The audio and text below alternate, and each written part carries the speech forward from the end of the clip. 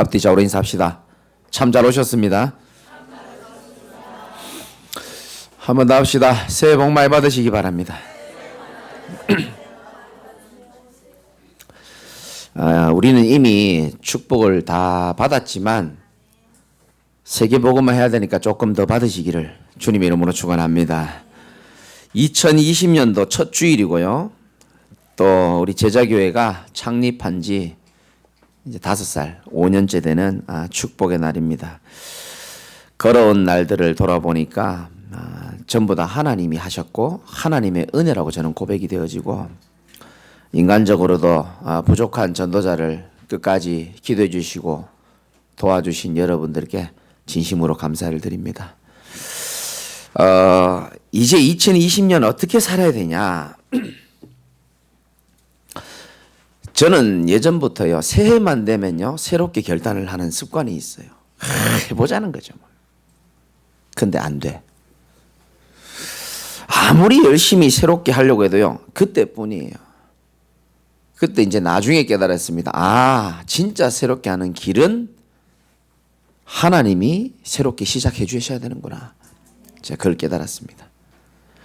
여러분 삶을 하나님이 새로운 시작이 일어난다면은 누구든지 그리스도의 능력으로 살아나게 될 줄 믿으시기 바랍니다. 하나님의 새로운 시작입니다. 목사님, 말은 맞는데 어떻게 살아야 됩니까?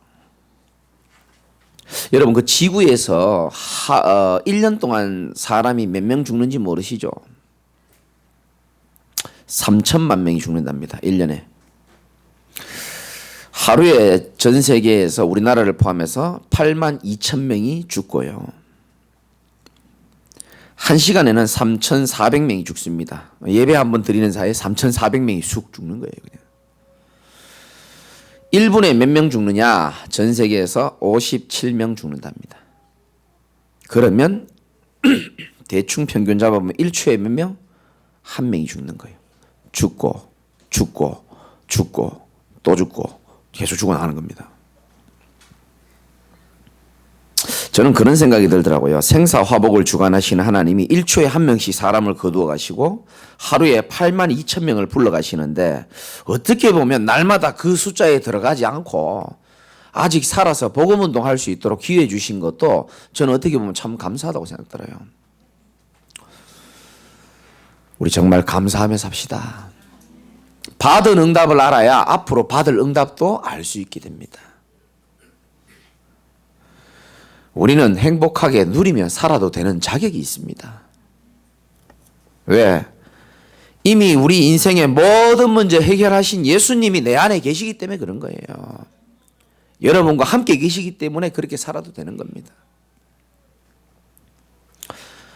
왜 아멘이 안 나오냐면 염려 때문에 그래요. 염려 때문에. 염려는, 하나님 자녀의 염려는 왜 일어나냐 하면 하나님의 완벽한 계획이 있는데 거기에 내가 자꾸 끼어드는 거예요. 그때 생기는 증상이 염려라는 겁니다. 안 믿어지니까. 때로는 여러분 인생이 불안하게 보일 수 있을 것이지만 여러분 착각하면 안 됩니다. 우리는 하나님의 자녀고 우리의 모든 인생은 하나님의 완벽한 여정, 스케줄 속에 들어있음을 믿으셔야 되는 겁니다. 완벽하게 들어있습니다. 시편 48편 14절에는 이런 말씀이 있습니다. 이 하나님은 영원히 우리 하나님이시니 그가 우리를 죽을 때까지 인도하시리로다. 얼마나 든든합니까? 이 하나님은 영원히 우리 하나님인 거예요. 내가 연약할 때나 내가 좀 잘못할 때나 내가 어리석어서 인도 못 받을 때에도 이 하나님은 영원히 우리 하나님이시기 때문에 그가 나를 죽을 때까지 인도하시겠다 그랬어요. 죽는 그날까지, 하나님 나라 가는 그날까지, 내가 너희와 세상 끝날까지 항상 함께 있는 줄 믿으시기 바랍니다. 항상 함께 있겠다고 약속하셨어요. 그래서 오늘 하나님의 새로운 시작을 위한 갱신인데 본론에서 2가지 말씀을 딱 붙잡으면 됩니다. 첫 번째는 언제 우리 인생에 하나님의 새로운 시작을 하시는가 아셔야 됩니다. 주로 성경에 보니까 하나님의 백성이 위기를 만났을 때에, 문제 가운데 있을 때에, 한계 왔을 때에 그때가 바로 하나님의 새로운 시작을 할 때라는 것을 여러분이 꼭 깨달으시기 바랍니다. 여러분 혹시 한계 왔습니까? 위기 왔습니까? 문제 가운데 있습니까? 이스라엘 백성이요 가장 힘들어할 때 하나님은 이렇게 말씀하셨어요. 이사야 43장에 보면은 18절에 너희는 이전 일을 기억하지 말며 옛날 일을 생각하지 말아라. 보라 내가 새 일을 행하리니 이제 나타낼 것이라. 아니 이스라엘 백성은 죽겠다고 난리인데 하나님은요 새 일을 행하겠다고 했습니다. 열왕기상 19장 1절에서 21절 보면 여러분 잘 아시는 엘리야가 얼마나 하나님을 위해서 열심히 신앙생활을 했습니까? 그런데요 하나님을 위해서 그렇게 정성껏 영적 싸움하고 헌신했던 엘리야가 어느 날 이렇게 말합니다. 하나님 나 죽고 싶어요 이렇게 말합니다. 왜 그러죠? 저 이세벨이라는 정신 나간 여자가 이 엘리야를 죽이겠다고 작정했거든요. 지금까지 하나님을 위하여 열심히 살았는데 그 소식 듣고 나니까요 이제 살기가 싫은 겁니다. 도망하여 로뎀 나무 아래 탁 누워가지고 한다는 말이 하나님 내 생명을 차라리 거두어 가라. 하나님 앞에 삐진 거죠. 내가 얼마나 열심히 했는데 말이야. 그때 천사가 그를 어루만지며 열왕기상 19장 5절에 그에게 이르되 일어나서 먹어라. 네가 갈 길을 다 가지 못할까 하노라. 여러분 우리는요 죽겠다 그러고요 끝이라고 생각하는데 하나님은 그렇게 말씀하시지 않고 우리에게 갈 길이 있다라고 말씀하시고 천사가 우리를 어루만지면서 엘리야에게 주셨던 그 힘과 은혜를 저와 여러분에게도 동일하게 주실 줄 믿으시기 바랍니다. 하나님은 우리의 상황을 다 알고 계세요. 한계 만나면 한계 만난 대로 정말로 위기면 위기대로 찾아오셔가지고 어떻게 하느냐? 새 힘을 주시고 새 은혜를 주시는 겁니다.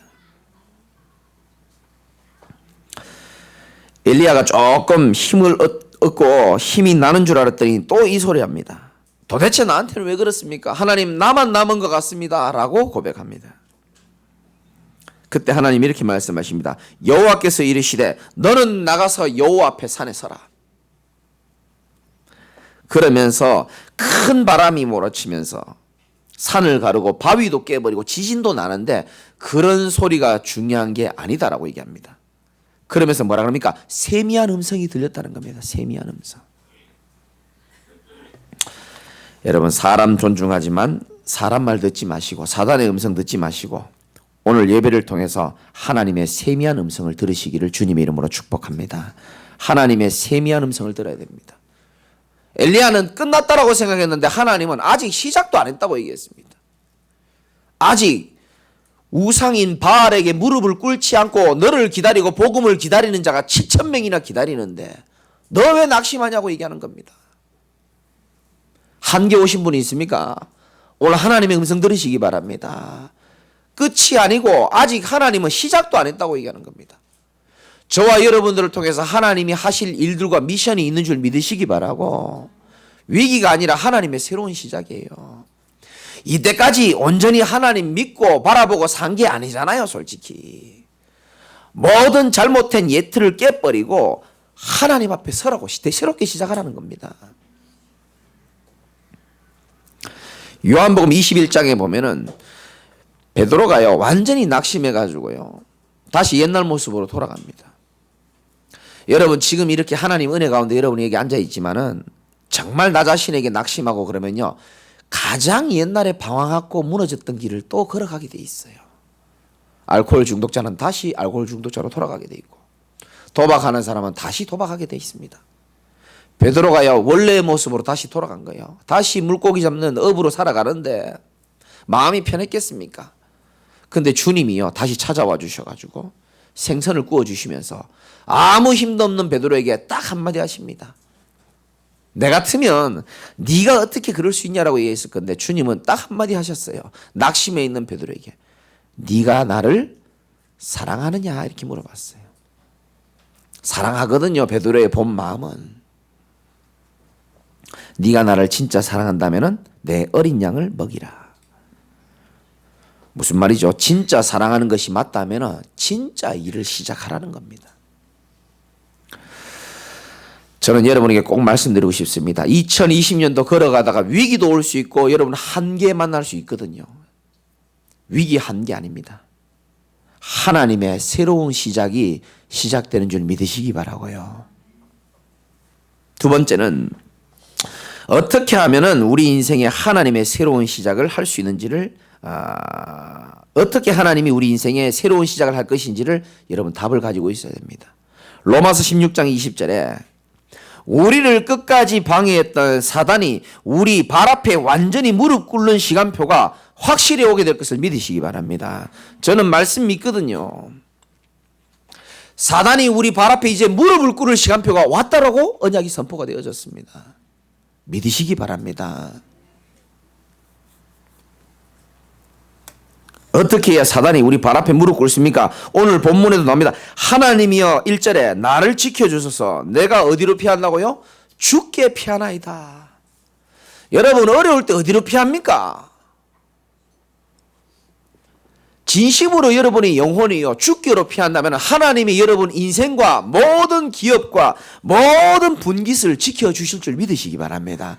죽기로 피해야 돼요. 그래서 구약 성경에 도피성이 나옵니다. 언제든지 그리로 피하라는 겁니다. 2절에 보니까 마지막에 주밖에는 내 복이 없다라고 얘기했습니다. 우리는요 돈이 복인 줄 알고 성공이 복인 줄 알고 아직도 그렇게 살아가지만 성경은 이렇게 말합니다. 주밖에는 나의 복이 없다. 다른 말로 말하면 언제 사단이 여러분 발 앞에 완전히 무릎 꿇는지 아셔야 됩니다. 눈에 안 보이거든요. 엑스레이 찍어도 안 나오고요. MRI 찍어도 안 나옵니다. 이 사단은. 그러나 눈에 보이는 것보다 더 정확하게 우리 인생을 죽이고 멸망시키는 존재인데요. 이게요 흑암이기 때문에 다른 걸로는 절대 안 됩니다. 노력해도 안 되고 최선을 다해도 안 되고 울어도 안 되고 싸워도 안 되고 달래도 안 된다니까요. 어둠의 문제는 빛이 아니면 안 되게 돼 있다니까요. 그래서 사단이 우리 발 앞에 무릎 꿇는 것은 저와 여러분이 오직 빛 대신 예수 그리스도 붙잡을 때에 사단이 무릎을 꿇게 될 줄 믿으시기 바랍니다. 제가 아는 청년이 제가 이름은 말 못하겠고요. 군대를 갔는데 이 청년은요 아주 담대한 청년이에요. 일반 군대 가기 싫다는 거예요. 해병대나 뭐 특공대 자기는 가겠다는 거예요. 그 제가 보면서요, 야, 저 청년 참 멋있다. 과연 우리 애들도 저렇게 할 수 있을까 싶은 생각이 드는 거예요. 몇 주간 훈련을 마치고요, 자대 배치를 받아서 갔는데 그때 뭐가 오죠? 영적 문제가 찾아온 겁니다. 그 씩씩하고 그 담대하고 그 남자다운 그 청년에게 영적 문제가 찾아온 거예요. 뭐가 찾아왔죠? 공황장애라는 게 찾아온 겁니다. 막 가슴이 답답해 죽겠고요. 막 뭔가 자기를 억누르는 것 같고요. 막 그러니까 막 자해하기도 하고요. 막 자살을 시도하기도 하고 막 그런 거예요. 군대 갔다 오신 분은 알겠지만 그 전투화의 끈 있잖아요. 그거를 다 빼가지고요. 2개, 3개를 연결시켜가지고 목을 매가지고요.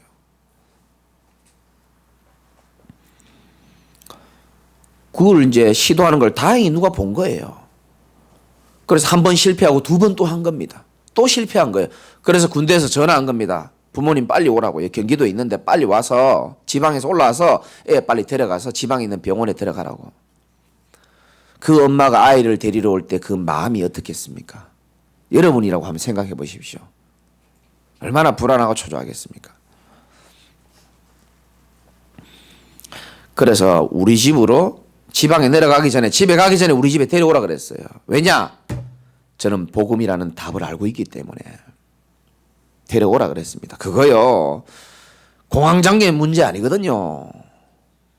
우울증 문제 아닙니다. 조울증 문제 아니에요. 정신 문제 아닙니다. 그건 드러난 문제입니다. 근본 문제는 따로 있거든요. 인간의 근본 문제는 딴 게 아니에요. 사단에게 눈이 안 보이는 사단에게 잡혀가지고 죄 가운데 빠져가지고 저주와 재앙 속에 있고 하나님 떠나가지고 방황하는 게 그게 근본 문제 아닙니까? 그래서 우리 집에 오라 그랬어요. 안 온대요. 그래서 내가 전화했습니다. 우리 집에 와 빨리. 너 그러다 진짜 죽는다 그랬어요. 괜찮대요. 엄마 와가지고 이제 괜찮아졌다는 거예요. 여러분 무슨 영적 문제가 엄마 오면 괜찮아지고 엄마 없으면 또 나오고 그렇습니까? 또 저녁에 애인 만난다는 거, 애인 만나면 괜찮아진다는 거예요. 야, 그럼 이 땅에서 다 비참하게 죽은 사람들이 애인 없고 엄마가 없어서 죽었냐? 그건 잠시다. 사람이 하나님 떠나가지고 외롭고 두려우면 무당집 찾아가고 종교좀 찾아가고 그거 잠시다. 그거에서 되는 게 아니다 지금. 네 문제는 요한복음 10장 10절에 죽이고 멸망시키는 귀신이라는 존재가 있는데 너를 붙잡고 있다는 사실을 너 모를 거다 너. 그러니까 이렇게 말하는 거예요. 귀신요? 이러는 거예요. 그래 귀신. 나도 옛날에 그런 말 하기 싫었고 그런 거 안 믿었다.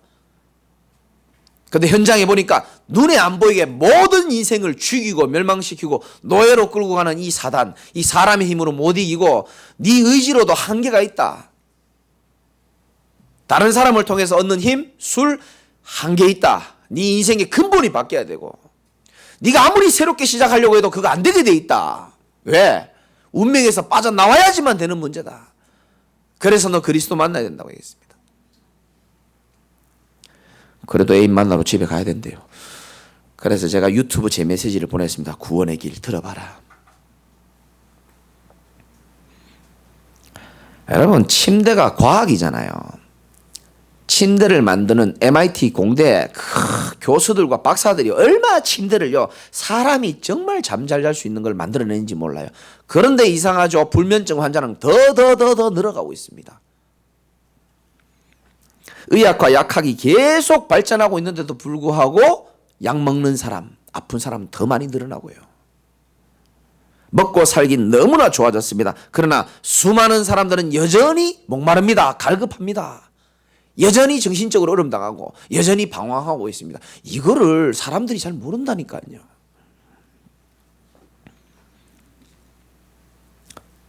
성경만 말씀하고 있습니다. 하나님이 만드신 모든 것은요, 여러분 원칙이 다 있어요. 물고기가 잘 살 수 있는 원칙은 어디에 있어야 됩니까? 물 속에 있어야 돼요. 자기가 기분 나쁘다고, 자기가 너무 답답하다고 물을 떠날 수 있습니다. 그러나 당장 목말라집니다. 다 원칙이 있어요. 우리 인간이요, 하나님을 떠난다? 물고기가 물 떠난 거하고 똑같이 됩니다. 그런데 물 떠난 물고기처럼 고통당하면서도 하나님 떠나서 이 고통이 왔다는 사실을 모르기 때문에 다 그렇게 어렵게 사는 거예요. 마치 저 산에 가보면 짐승 잡으려고 여러분 덫 아시죠? 덫을 딱 걸어놓은 거하고 똑같아요. 이 덫을 딱 해놓으면요, 지나가는 동물들이 지나가다가 그 발 밟아버리면, 잡혀버리면 끝나는 거예요. 아무리 그 짐승이 이쁘게 생기고 화려하게 생기고 힘이 세도 덫에 걸려버리면 끝이 나는 겁니다. 이 덫에서 빠져나오지 않는 이상은 이 인생은 행복하지 않는 것처럼 우리 인생이요, 사단의 덫에 딱 놓여있는데 여기에 지금 사람들이 다 잡혀있는 겁니다. 구원이 뭔지 아십니까? 우리 인생에 사단이 걸어놓은 눈에 안 보입니다. 물리적으로는 안 보이지만 이 덫에서 빠져나오는 걸 보고 구원이라고 하는 줄 믿으시기 바랍니다. 이 빠져나오는 방법이 세상에 하나밖에 없습니다. 착하게 살면 되는 줄 압니다. 열심히 살면 되는 줄 압니다. 좋은 겁니다. 그러나 덫에서 빠져나오지는 못하는 겁니다. 인간의 힘으로는 덫에서 빠져나올 수 없기 때문에 하나님이 우리에게 이 덫에서 빠져나올 수 있는 유일한 이름을 주셨는데 그분이 바로 예수 그리스도인 거예요.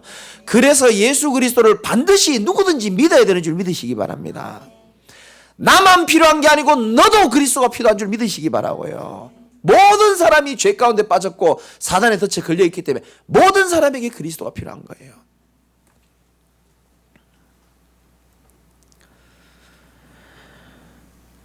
원래는 여러분들이 왜 예수 믿어야 되는지, 이 예수 그리스도가 아니면 안 된다라는 완전한 결론 나시기를 주님의 이름으로 축원합니다.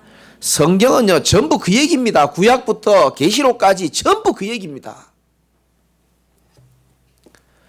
그리스도 복음이 희미해질 때마다 가정도 개인도 국가도 재앙이 찾아옵니다. 이 그리스도의 복음이 회복될 때마다 어떻게 됩니까? 인생이, 나라가 회복되기 시작하는 거예요. 저는요 정말입니다. 매년 연말만 되면요 새롭게 한번 내 인생 바꿔보려고요 얼마나 노력하는지 몰라요. 저 부산의 해운대 바닷가 가서요 소리를 지르고요 팔굽혀펴기 100개 하고요 달리기를 하면서 땀 흘리고요 내년에는 새롭게 살아보겠다 하면서 안 돼요. 그때뿐이라 정말 안 되더라고요. 근데요, 진짜입니다. 아무리 내 힘으로, 아무리 내 노력으로도 안 되는 그 인생을요, 하나님이 내게 그리스도로 찾아와 주셔가지고 내 인생의 주인 되어지고부터 제 인생은 하나님의 새로운 시작이 되었던 것처럼 여러분의 인생도 그리스도가 오늘부터 주인 되시기를 주님의 이름으로 축원드립니다. 괴롭잖아요. 솔직히 외롭고 서럽고 답답하잖아요. 정말입니다. 진리를 알지니 진리가 너희를 자유롭게 하겠다 그랬어요. 왜 우리가 맨날 보혈 찬송 부르고 왜 매주 그리스도를 강조합니까? 여러분 눈에 안 보입니다.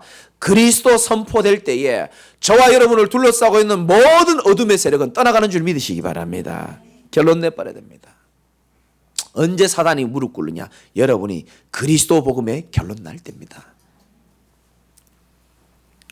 두 번째는 뭐냐? 저와 여러분들이 전도 대열에 설 때에 사단은 무릎 꿇게 돼 있어요. 여러분, 인생은 어떤 면에서는요, 누구를 만나느냐가 참 중요하고 줄 잘 서야 되는 겁니다. 이번에 그 통계 보니까 나오더라고요. 사람의 미래는 어떻게 결정되느냐? 여러분도 한번 체크해 보세요. 맞는지 모르겠습니다만, 내랑 가장 가까이에 있는, 나랑 가장 자주 만나는 5명, 그 5명 때문에 내 미래는 결정나게 돼 있다 하더라고요. 그만큼 만남이 참 중요하다는 거겠죠. 저는 그 5명 중에요, 여러분 지금 설교하는 전도자가 거기에 포함이 됐으면 좋겠어요. 왜냐? 정신 못 차리고 방황하다가도 전도자 주시는 하나님의 음성을 듣고 세계복음화의 귀하게 쓰임 받을 수 있거든요. 그래서 대열에 잘 서야 됩니다. 전도 대열에 잘 서기 위해서는 작은 첫 번째로 뭐냐면 일단 불신앙의 대열에서 빠져나와야 됩니다. 하나님 안 믿는 걸 보고 불신앙이라고 합니다. 불평하고 원망하는 것은 불신앙이 아니고 불신앙의 결과입니다. 안 믿어지니까 불평하고 원망하는 겁니다. 나와야 됩니다. 아브라함의 불신앙의 결과가 어땠습니까? 저와 여러분들은 모든 불신앙의 대열에서 빠져나와서 사람을 살리는 전도 대열에 이제는 서시기를 주님의 이름으로 축복을 드립니다. 이제는 전도 대열에 서야 되는 겁니다.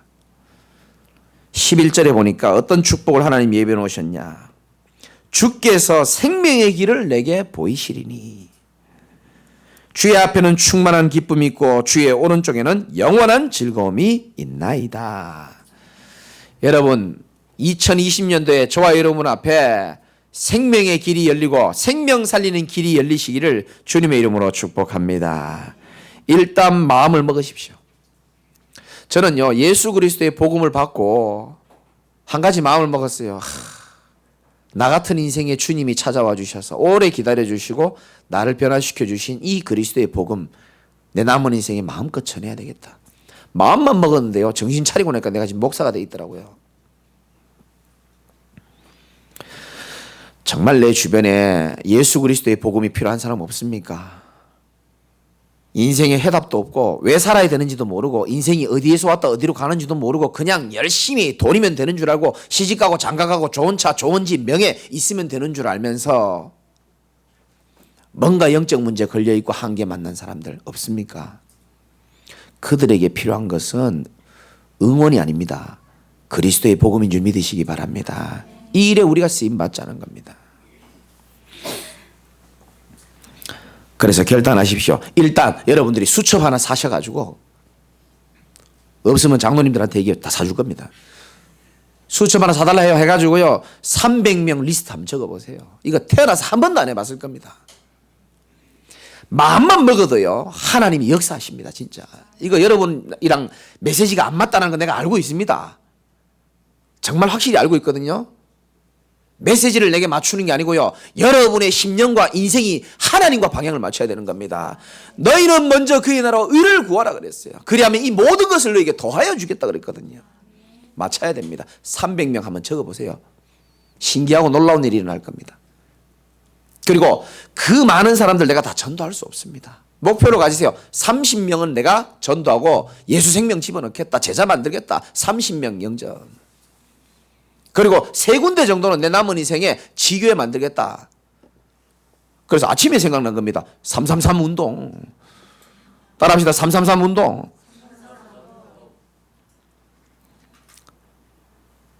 결단하시기를 주님의 이름으로 축원합니다. 마지막으로 하나님이 우리 발 앞에 사단이 무릎 꿇게 할 수 있는 키는 뭐냐?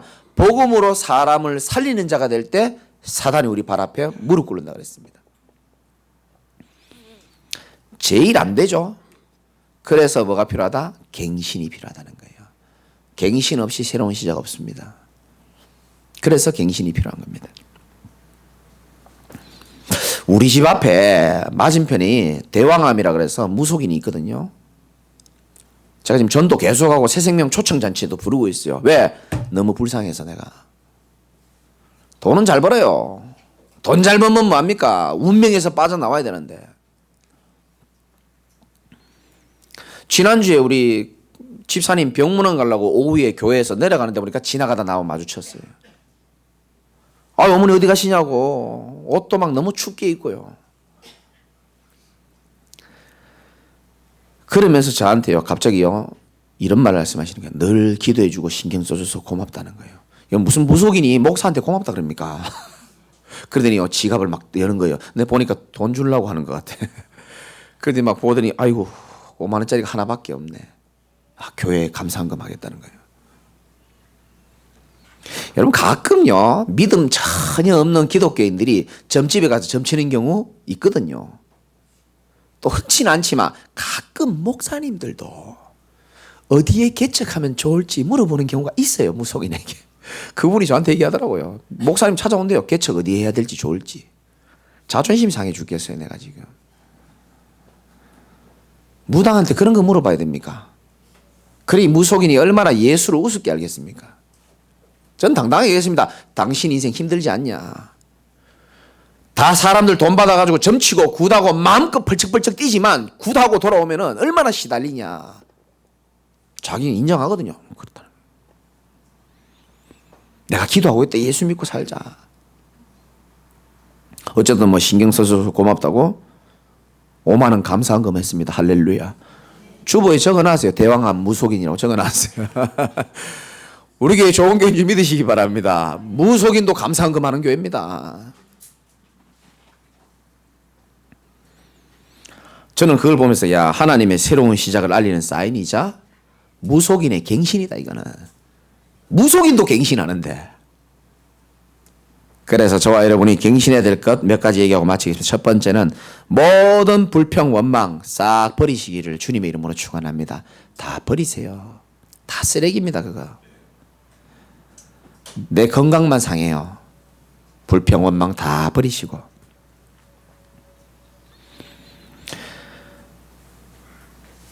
두 번째는 모든 핑계 다 버려버려야 됩니다. 말씀 떨어지면 핑계 대지 말고요. 전도자 뭐 시키면 핑계 대지 말고 무조건 아멘 하시기 바라고요. 이래서 못하고 저래서 못하고 이래서 안 되고 저래서 안 되고 안 됩니다. 바꿔야 됩니다. 아까 기도하셨죠. 원래요, 요 말은 없애기기 바랍니다. 누구 때문에 이건 없애버려야 돼요. 누구 때문에 없애야 됩니다. 누구 덕분에로 다 바꿔야 돼요. 내 속성에는 우리 가족 저 인간 저것 때문에가 아니고요. 저 인간 덕분에 내가 더 기도하게 된다. 내가 참시.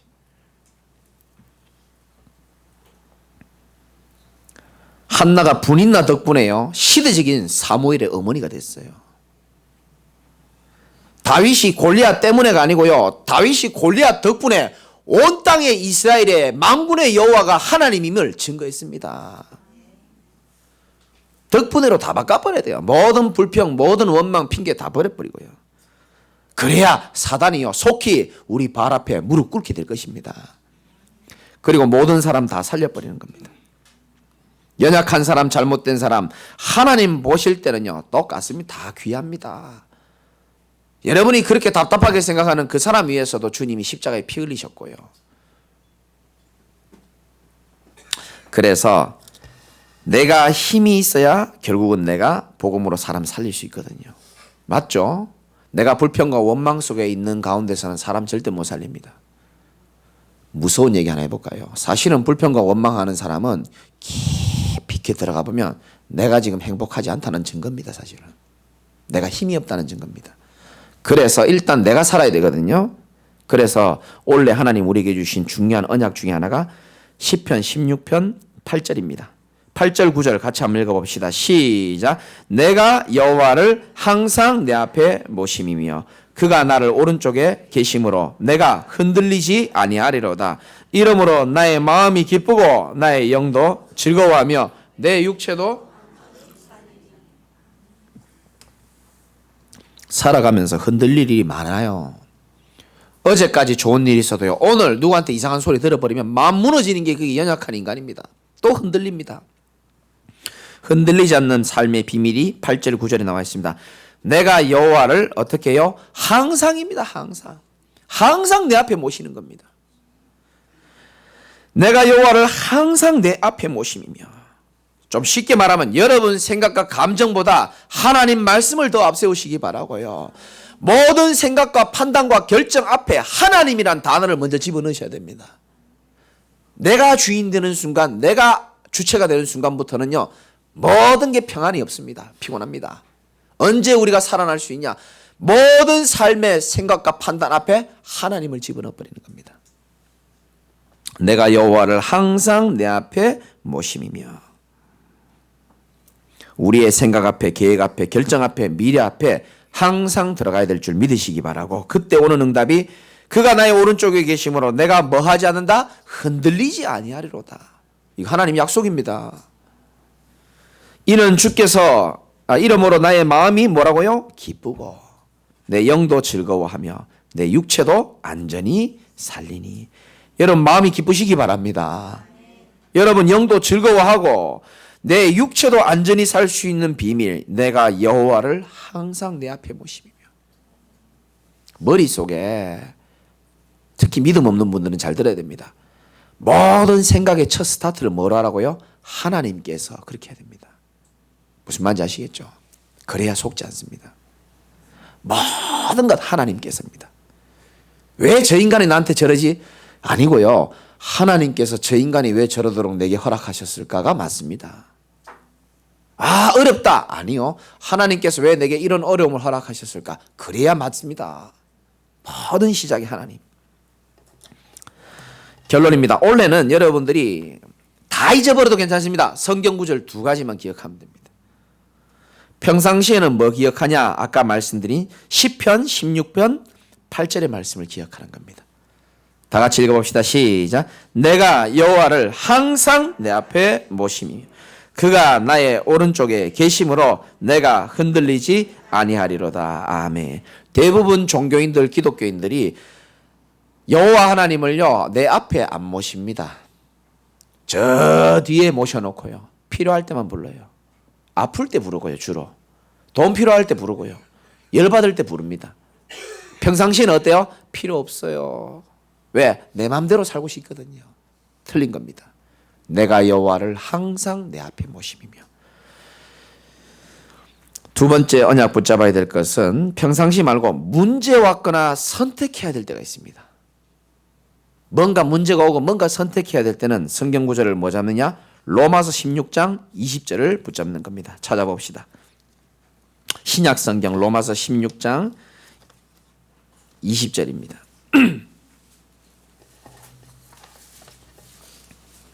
꼭 기억하셔야 됩니다.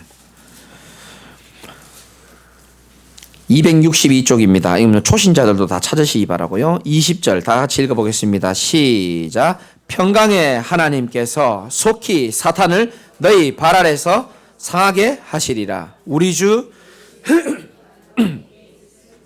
아멘. 평강의 하나님께서 속히 사탄을 너희 발 아래서 어떻게 하겠다고요? 상하게 하시겠다. 두 가지 표현 의미가 있거든요. 평강의 하나님께서 속히 사단을 우리 발 앞에서 무릎을 꿇게 하겠다는 의미도 있습니다. 여러분 사단이 무릎을 꿇어야 여러분 개인과 가정이 살아날 줄 믿으시기 바랍니다. 흑암이 붙잡고 있는 이상은요 내 인생이 안 되게 돼 있다니까요. 이 말을 깨달아야 됩니다. 이게 눈에 안 보이기 때문에 사람들 안 믿는다니까요. 흑암이 나를 붙잡고 있으면요 아무것도 안 됩니다. 아무리 새롭게 시작해도 안 됩니다. 흑암이 떠나가야 되고 흑암이 우리 앞에 무릎을 꿇어야 되는 거거든요. 근데 약속하고 있습니다. 평강의 하나님께서 속히 사단을 너희 발 아래서 상하게 하시리라.